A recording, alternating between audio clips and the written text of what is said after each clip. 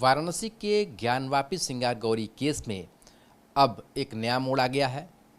ज्ञानवापी में मिले शिवलिंग की आयु सीमा पता लगाने के लिए कोर्ट अब आदेश देने वाला है। ऐसे में किसी भी शिवलिंग की आयु किस तरीके से जांची जाए जिससे कोई क्षरण ना हो, इस पर बात करने के लिए हम बीएचयू में हैं और आर्कियोलॉजी के सीनियर प्रोफेसर ओंकार नाथ सिंह जी हमारे साथ हैं।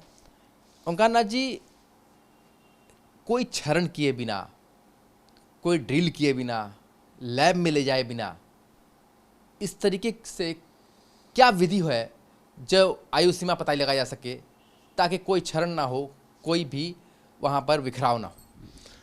देखिए, आर्कियोलॉजी का काम ही है विध्वंस।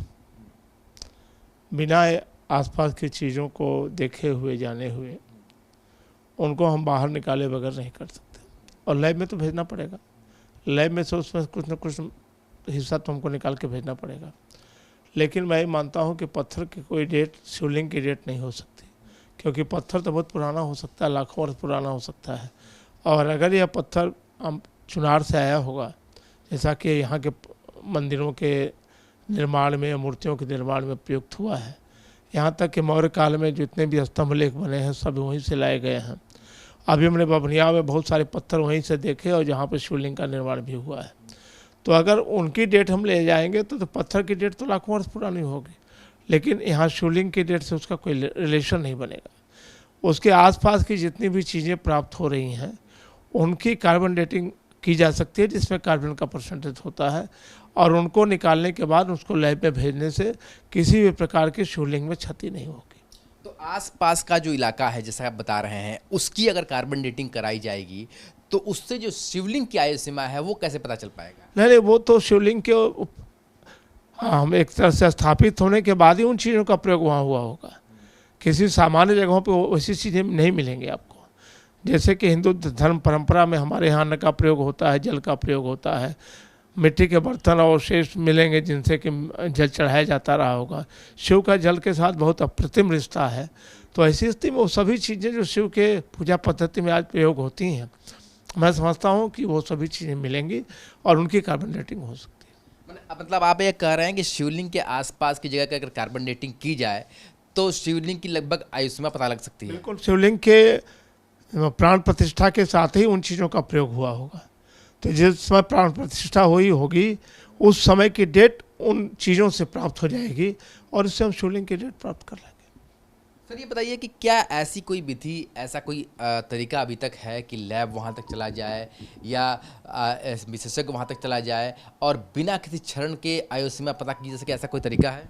नहीं, तरीका तो हो सकता है। इसमें एसआई को अगर यह काम माननीय न्यायालय सपोर्ट करता है तो एसआई इस काम को कर सकता है। किस तरीके से ये काम हो सकता है? नहीं, ये तो लैब के लोग बताएंगे। उनके ज्वाइंट जो उनका एक्सपर्ट होगा वो इन चीज़ों को करेगा। हम लोग भी लैब में ही भेज कर करवाते हैं।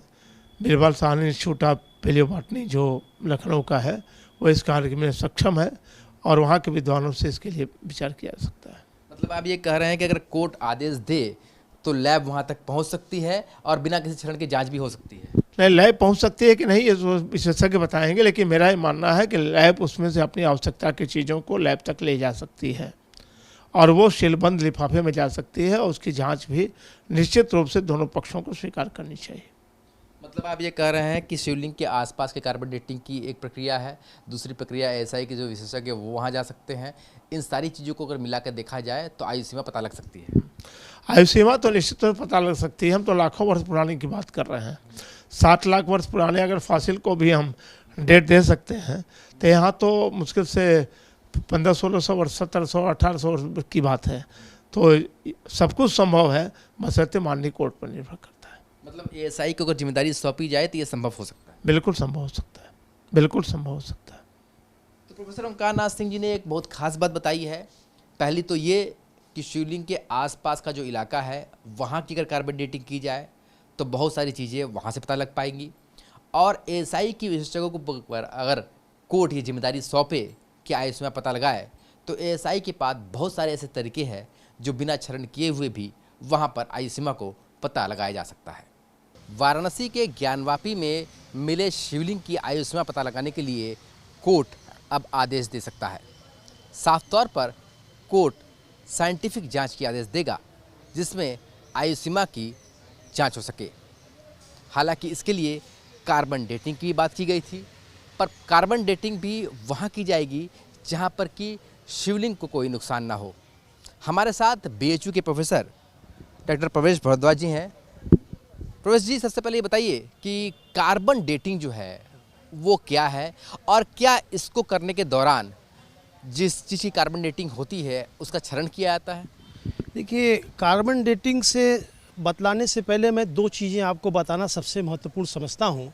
पहली बात तो ये है कि इसमें वैज्ञानिक विधा का सहारा लिया जाएगा, पुरातात्विक साक्ष्यों को प्रमाणित करने के लिए पुरातत्वविदों का सहारा लिया जाएगा और उसके बाद इतिहासकार अपनी कोई भी टिप्पणी कर पाने में सक्षम हो पाएगा। तो इसमें इस बात का कार्बन डेटिंग से मतलब ये होता है कि कार्बन डेटिंग, ध्यान दीजिएगा, उन्हीं चीज़ों की जा सकती है जिसमें पहले से कार्बन निहित हो। जैसे कि सिंधु घाटी की सभ्यता का हम उदाहरण देते हैं तो चावल का एज पता लगाया गया, तो चावल उस समय प्रयोग होता था, उसके माध्यम से पता चला कि इसमें इसकी कार्बन डेटिंग की जा सकती है। लेकिन रही पत्थरों की बात, तो पत्थरों की कार्बन डेटिंग किसी भी विधा से संभव नहीं है। जो हमको समझ में आता है कि पत्थरों को कैसे किया जा सकता है, तो पत्थरों को करने के लिए एक मेथड आया है, पोसेडियम ऑर्गन डेटिंग जिसको कहते हैं। तो पोसेडियम ऑर्गन डेटिंग के माध्यम से हम पत्थरों की एज का, उम्र का पता लगा सकते हैं। और उम्र का पता इस आधार पर लग सकता है कि पत्थर जो है, चट्टानें जो है तो लाखों हजारों साल पुरानी है, लेकिन जब उनकी कटिंग्स की जाती है और उस कटिंग्स के उपरांत जो उनका क्षरण होता है, तो क्षरण का पता लगा के ये तय किया जा सकता है कि ये पत्थर कितना पुराना है। रही बात इसकी कि आप किस प्रकार से शिवलिंग की कार्बन डेटिंग है, तो अगर हम ध्यान से देखते हैं तो इस शिवलिंग की कार्बन डेटिंग संभव ही नहीं है, क्योंकि अगर हम विज्ञान की शरण में जाते हैं और दूसरी ओर आध्यात्म खड़ा होता है, तो जब हम आध्यात्म की बात करते हैं तो पूरी तरह से हमको पुराणों की शरण में जाना पड़ता है। पुराणों में विशेष रूप से शिव पुराण में जो लिखा है, शिव महापुराण में लिखा है, उसका कोटि रुद्र संहिता अध्याय 22वां, श्लोक 21वां 22वां, पृष्ठ संख्या 1093 में लिखा है कि शिव ने कहा है कि इसकी संरचना, इस शिवलिंग की संरचना स्वयंभू है और यह अंतरिक्ष से आया हुआ पत्थर है या शिवलिंग है। तो और इसके अलावा उन्होंने कहा है कि हे अपने उस अंश, मेरे अंश वाले ज्योतिर्लिंग, अविमुक्तेश्वर ज्योतिर्लिंग, तुम इस स्थान पर काशी में सदा निवास करना। अब रही बात कि आखिर मैं ये समझता हूँ, मेरा अपना दृष्टिकोण है, क्योंकि यह चीज़ न्यायालय में है, इसलिए मैं इस पर बहुत कुछ टिप्पणी नहीं करना चाहता हूँ, लेकिन मेरी अपनी दृष्टि है, जो व्यक्तिगत विचार करने का हम सामर्थ्य भी रखते हैं, वो ये है कि इसका बिना एक्सकेवेशन के माध्यम से, इसका किसी भी प्रकार से कार्बन डेटिंग से इसका मूल्यांकन नहीं किया सकता है। अगर वो अंतरिक्ष से आया हुआ पत्थर है तो आप किस आधार पर इसकी कार्बन डेटिंग करेंगे, यह प्रश्न उठेगा। रही बात कि उस जमाने में, जैसे कि मैंने कहीं पढ़ा था कि लगभग 7 पोरसा नीचे है शिवलिंग, जो कि अविमुक्तेश्वर है, जो 7 पोरसा नीचे, तो कभी किसी ज़माने में वहाँ पर पूजा, फूल पुष्प चढ़ा होगा। तो एक संभावना जो प्रबलतम बनती है वो ये है कि इसमें परागकण परीक्षण विधि, परागकण जो कि फूल चढ़ते हैं उसमें जो पराग होता है उसका, वो सहस्त्रों वर्षों तक जीवित रहते हैं, क्योंकि उनको वनस्पतियों का सहारा, मिट्टी का सहारा मिलता है, जिसके आधार पर उनका निर्धारण किया जा सकता है कि यह कितना वर्ष पुराना है, कितने वर्ष मतलब यह शिवलिंग हो सकता है। तो इसी के अलावा हमको नहीं समझ में आता है कि एक्सकेवेशन इसका माध्यम है। एक्सकेवेशन में अगर आप को जगह नहीं मिलती है तो कई मेथोलॉजी है, जैसे कि क्षैतिज लंबवत एक्सकेवेशन होता है, लेकिन मेरी दृष्टि में जो इसमें सही सटीक होना चाहिए वो ग्रीड मेथड, जिसको कि ड्रिलिंग मेथड के माध्यम से खोद करके वहाँ से सभ्यता और संस्कृति को ऊपर लाने का प्रयास किया जाता है। उसके आधार पर हम तय कर पाएंगे कि कि यह कितना वर्ष पुराना है। मतलब आप कह रहे हैं कि जो उसके आसपास की जगह होगी वहाँ पर भी ड्रिल करके वहाँ पर चीज़ों को देख करके समझा जा सकता है, जांच करके समझा जा सकता है। बिल्कुल, मेरा यही कहना है कि एक जैसे कि कोई कमरा है तो कमरे में पता लगाने के लिए आपको आवश्यक है कि आसपास की उसमें तार कितनी कब की लगी है, तो ऊपर जो लकड़ी के तार गई है तो उसके आधार पर उसकी डेटिंग, कार्बन डेटिंग तय करके बताया जा सकता है कि कमरा कितना वर्ष पुराना है या पत्थर के इसी के समकालीन बना होगा। इसका निर्धारण एक अनुमान लगाया जा सकता है। उसमें सिर्फ एंटीसिपेशन होता है। और कार्बन डेटिंग में ये है कि इसमें जो 5730 वर्ष प्लस माइनस 40 के आधार पर इसका निर्धारण किया था, उसमें भी उसके क्षण को आधा माना जाता है, 1/2 के आधार पर तय किया। तो ये वैज्ञानिक पद्धति है, वैज्ञानिक, इसमें विज्ञान ही मदद कर सकता है, इसके अलावा कुछ। एक अंतिम सवाल है सर आपसे कि जो मामला भी कोर्ट में है तो किस तरीके का आदेश होना चाहिए? अगर व्यक्तिगत टिप्पणी की बात करिए आपसे, तो आपको क्या लगता है किस तरीके का आदेश होना चाहिए जिसमें शिवलिंग को कोई नुकसान भी ना हो और आयुष्मान ही पता लगाया जा सके? देखिए, हम लोग तो सभी लोग चाहते हैं, हम लोग कोई भी एक्सकवेशन करते हैं तो उसका पहला सूत्र होता है कि जो प्राप्त अवशेष आ रहे हैं उसमें किसी तरह से नुकसान न हो। इस बात, क्योंकि किसी भी चीज़ को बड़ा सा एक्सकवेशन कर लेने से उससे सभ्यता और संस्कृति के विनष्ट हो जाने का भय रहता है। इससे बचने के लिए कोई ना कोई मेथड आपको अपनाना होगा जिससे कि कम से कम और नीचे जाकर के बिना एक्सकवेशन के, बिना उत्खनन के संभव नहीं है।